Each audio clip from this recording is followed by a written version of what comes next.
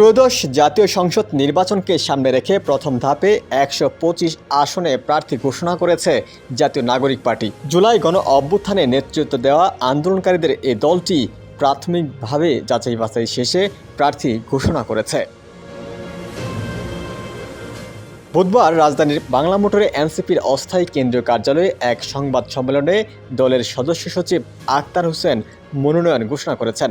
দলটির শীর্ষ দুইজন নেতার মধ্যে আহ্বায়ক নাহিদ ইসলাম ঢাকা ১১ আসনে এবং সদস্য সচিব আক্তার হোসেন রংপুর ৪ আসন থেকে আগামী নির্বাচনে প্রতিদ্বন্দ্বিতা করবেন।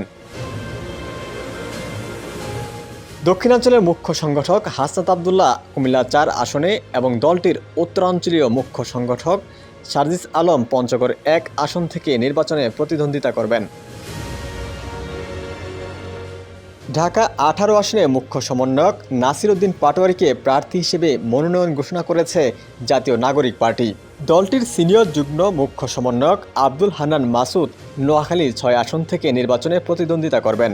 দলটির জ্যেষ্ঠ যুগ্ম আহ্বায়ক আরিফুল ইসলাম আদিব ঢাকা ১৬ আসন থেকে প্রথম জাতীয় নির্বাচনটি করতে যাচ্ছেন।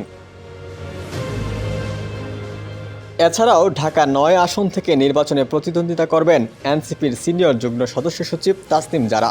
নরসিংদী ২ আসন থেকে নির্বাচন করবেন এনসিপির যুগ্ম আহ্বায়ক সারোয়ার তুষার।